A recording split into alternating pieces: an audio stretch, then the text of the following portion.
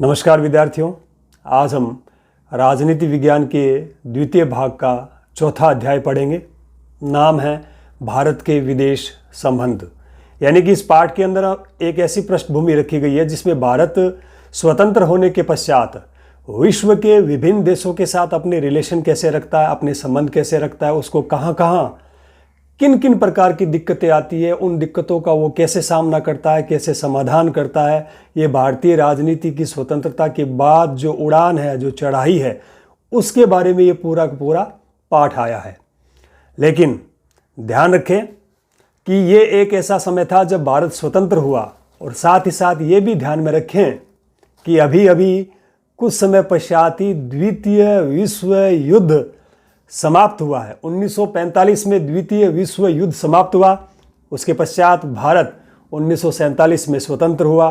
तो देखते हैं अब अंतर्राष्ट्रीय संदर्भ में भारत का जो था वो विदेशों के साथ क्या संबंध रहा, क्या नहीं, वो इस पाठ में शुरू करते हैं। ठीक है, अध्याय नंबर 4। भारत बड़ी विकट और चुनौतीपूर्ण अंतर्राष्ट्रीय परिस्थितियों में आज़ाद हुआ। ये हमने सब ने पढ़ा है कि जब भारत स्वतंत्र हुआ तो उस समय किस प्रकार का वातावरण था, किस प्रकार की विकट से विकट परिस्थितियां थीं। दुनिया महातबाही से अभी बाहर निकली नहीं थी, क्योंकि द्वितीय विश्व युद्ध 1945 में एंड हो चुका था, लेकिन उससे जो तबाही मची थी, पूरे विश्व में जो तबाही मची थी, उस तबाही से विश्व के विभिन्न देश जो युद्धों में शामिल थे, जो हार गए थे, वो अभी तक उस तबाही से उबर नहीं पाए हैं। और उसके सामने पुनर्निर्माण का सवाल प्रमुख था कि भाई वापस अपने इस देशों को पुनः खड़ा किया जाए, अपनी विदेश नीति को बनाया जाए, राजनीति को चरम सीमा पर लाया जाए, लोगों को पुनः आर्थिक, सामाजिक और मानसिक दृष्टि से सक्षम बनाया जाए। ये सारे के सारे काम विश्व के विभिन्न देश कर रहे थे, और लगभग मिलता जुलता काम भी भारत में भी चल रहा था। एक अंतर्राष्ट्रीय संस्था बनाने के प्रयास हो रहे थे, और उपनिवेशवाद की समाप्ति के फलस्वरूप दुनिया के नक्शे पर नए देश नमूदार हो रहे थे। अब द्वितीय विश्व युद्ध के बाद में ये सोचा जा रहा था कि विश्व के लिए एक ऐसी संस्था हो, विश्व के लिए एक ऐसा मंच बनाया जाए, एक ऐसी संस्था बनाई जाए, जब विश्व के विभिन्न देशों के अंदर कोई दिक्कतें पैदा हो तो वो विभिन्न देश उस मंच पर बैठकर अपनी समस्याओं का समाधान बातचीत के माध्यम से निकालने बनिस्पत युद्ध के, यानी कि बातचीत करके अपनी समस्याओं का समाधान निकाले। तो वो संस्थाएं थी अंतर्राष्ट्रीय संस्थाएं, जिसमें नाम हमने पढ़ा है संयुक्त राष्ट्र संघ। उपनिवेशवाद की समाप्ति के फलस्वरूप दुनिया के नक्शे पर, ये भी हमने पढ़ा कि जैसे ही देश स्वतंत्र हुए तो विश्व के नक्शे पर नए नए देशों का उदय हुआ। नए देशों के सामने लोकतंत्र कायम करने और अपनी जनता की भलाई करने की दोहरी चुनौती थी। नए देशों के सामने सबसे पहला महत्वपूर्ण और प्रमुख काम था अपने देश में लोकतंत्र कायम करना। अगर वो प्राथमिक दृष्टिकोण से लोकतंत्र को कायम नहीं करता है, तो हमने पढ़ा है कि विभिन्न प्रकार के देशों में, जैसे कि पाकिस्तान, नेपाल, इनमें क्या हुआ। पाकिस्तान में जैसे सैनिक शासन लोकतंत्र मिक्सचर रूप रहा। नेपाल के अंदर हमने पढ़ा तो नेपाल के अंदर राजतंत्र और संविधान भी बना, लोकतंत्र भी बना। तो ये उनके सामने चुनौतियाँ थी। पहली चुनौती तो भारत के सामने भी यही आ गई थी कि लोकतंत्र को कायम कैसे किया जाए, और दूसरी चुनौती थी लोकतंत्र के कायम होने के पश्चात जनता के लिए लोक कल्याणकारी कार्यों को पूरा करना। स्वतंत्रता के तुरंत बाद भारत ने जो विदेश नीति अपनाई, उनमें हम इन सारे सरोकारों की झलक पाते हैं। भारत ने जो भी विदेशों के साथ रिलेशन बनाए, उन रिलेशनों के पीछे उनका उद्देश्य क्या था, ये सारा का सारा इस लेसन में आएगा। वैश्विक स्तर के इन सरोकारों के अलावा भारत की कुछ अपनी चिंताएं भी थी। अंग्रेजी सरकार अपने पीछे अंतर्राष्ट्रीय विवादों की एक पूरी विरासत छोड़ गई थी। हम स्वतंत्र तो हो गए थे अंग्रेजों से, लेकिन अंग्रेजों ने हमारे लिए चारों तरफ विवाद ही विवाद खड़े कर दिए थे। पाकिस्तान प्रमुख विवाद था। 1947 में हमें युद्ध लड़ना पड़ गया लास्ट में। तो चारों तरफ एक तरह से सीमाओं के संबंध में भी विवाद जो पहले भी था और आज भी है। बंटवारे के कारण अलग से दबाव पैदा हुआ, और गरीबी मिटाने का काम सामने मुंह बाएं खड़ा था। भाई देश का बंटवारा हुआ, हमने पढ़ा है फर्स्ट लेसन में कि पाकिस्तान का निर्माण हुआ, और अंग्रेजों ने अंततः गत हुए ये भी कह दिया था कि यदि रजवाड़े 565 जो रजवाड़े थे, कि अगर वो स्वतंत्र रहना चाहते हैं तो स्वतंत्र रह सकते हैं। इससे क्या हुआ, भारत की विशेष रूप से जो अखंडता थी, वो अखंडता अब खतरे में आ गई। तब हमने पढ़ा था सरदार वल्लभ भाई पटेल, उन्होंने भारत को एकीकृत करने के लिए काफ़ी प्रयास किए और सफल भी रहे। और दूसरी थी, भारत के अंदर उस समय सबसे ज़्यादा गरीबी थी, उस गरीबी को मिटाना। कुल जमा इन्हीं संदर्भों के बीच भारत ने एक स्वतंत्र राष्ट्र राज्य के रूप में अंतर्राष्ट्रीय मामलों में भागीदारी शुरू की। अब भारत अपने देश के अंदर ही राजनीति में नहीं सिमट रहा है, बल्कि भारत विदेश की नीतियों के साथ, विदेश की राजनीतियों के साथ अपना जुड़ाव कर रहा है। जिस तरह एक राष्ट्र के रूप में भारत का जन्म विश्व युद्ध की पृष्ठभूमि में हुआ था। द्वितीय विश्व युद्ध 1945 समाप्त हुआ, ये हमने पढ़ा है, क्योंकि उस समय स्वयं ब्रिटेन जो था वो खुद युद्ध के उस माहौल में फंस चुका था। अंततः वह उसने भारत को स्वतंत्र करने का निर्णय लिया और उसी समय भारत का स्वतंत्र होने का जो स्वप्न था वो लगभग पूर्ण हो रहा था। ऐसे में भारत ने अपनी विदेश नीति में अन्य सभी देशों की संप्रभुता का सम्मान करने और शांति करके अपनी सुरक्षा सुनिश्चित करने का लक्ष्य सामने रखा।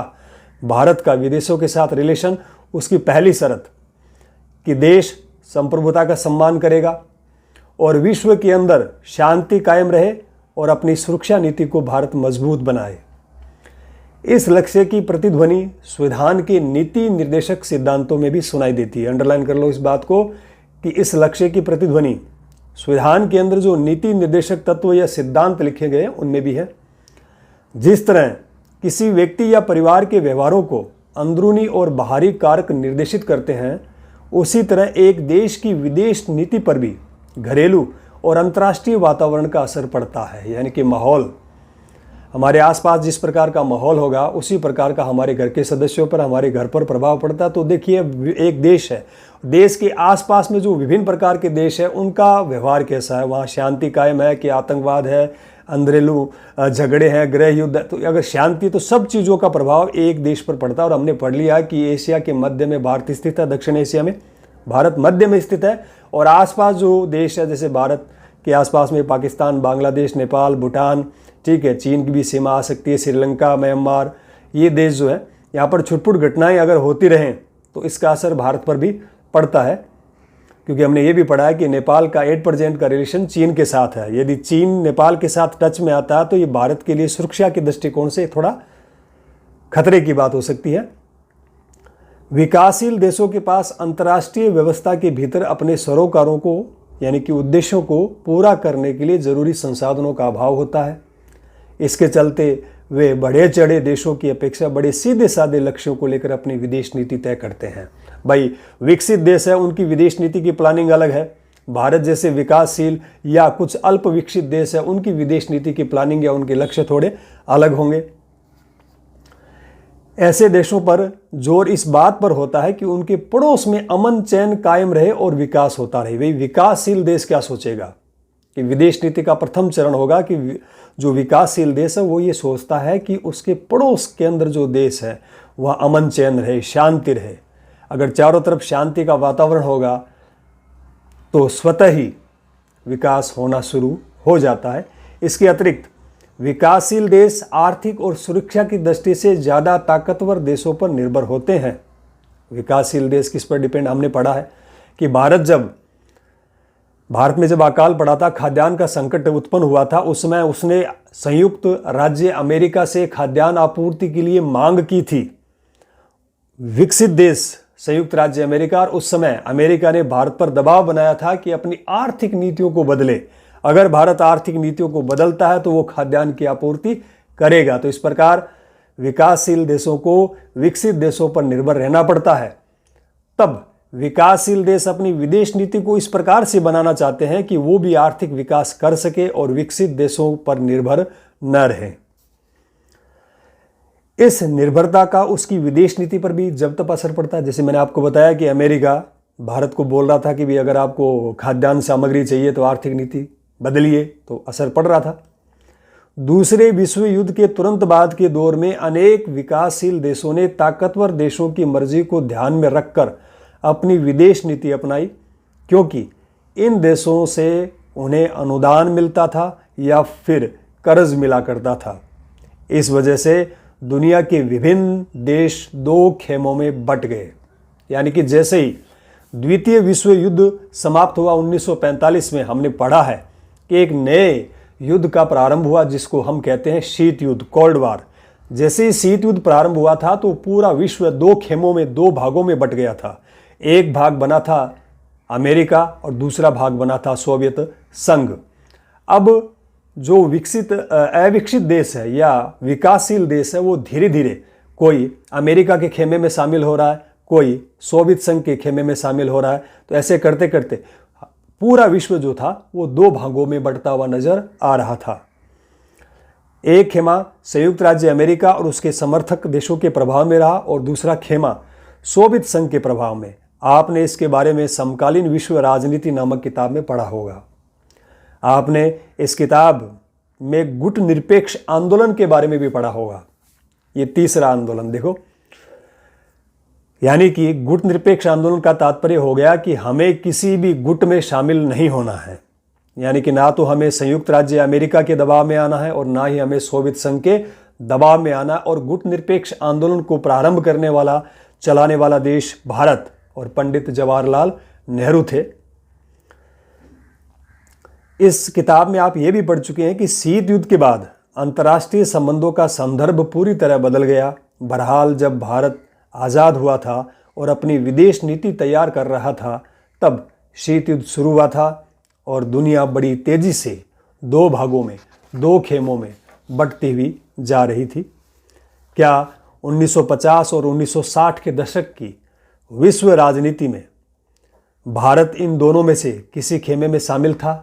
भाई ये क्वेश्चन है, वो थोड़ा सा विवादपूर्ण लग रहा है कि भी 1950 से 1960 के दशक के आसपास क्या भारत इन दोनों खेमों कौन से, अमेरिका और सोवियत संघ, इन दोनों खेमों में से किसी एक खेमे में शामिल था?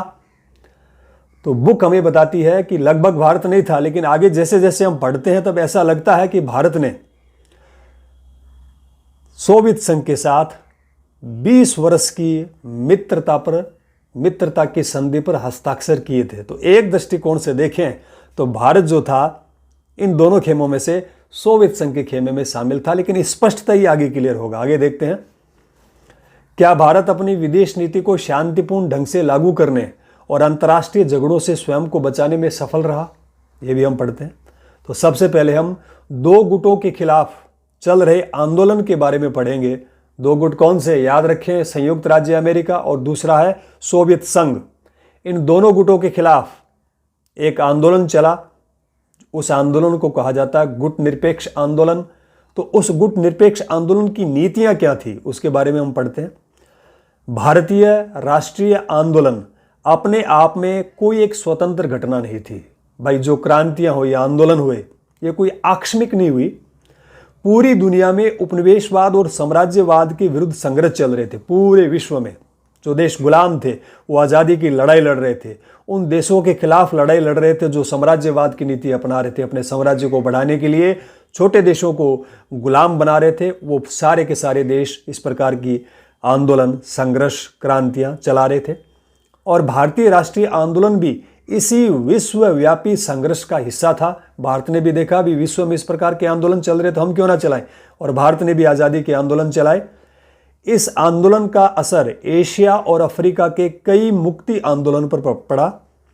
आज़ादी मिलने से पहले भी भारत के राष्ट्रवादी नेता दुनिया के अन्य उपनिवेशों में मुक्ति संघर्ष चला रहे नेताओं के संपर्क में थे। भारत स्वतंत्र नहीं हुआ है, ठीक है। जो लाइन हमें बता रही है उस समय की बात है जब भारत स्वतंत्र नहीं हुआ और विश्व के विभिन्न देशों में जहां पर वो गुलाम है और क्रांतियां कर रहे हैं, तो भारत उन क्रांतियों को स्वयं सपोर्ट कर रहा है, लेकिन भारत खुद अभी भी गुलाम है।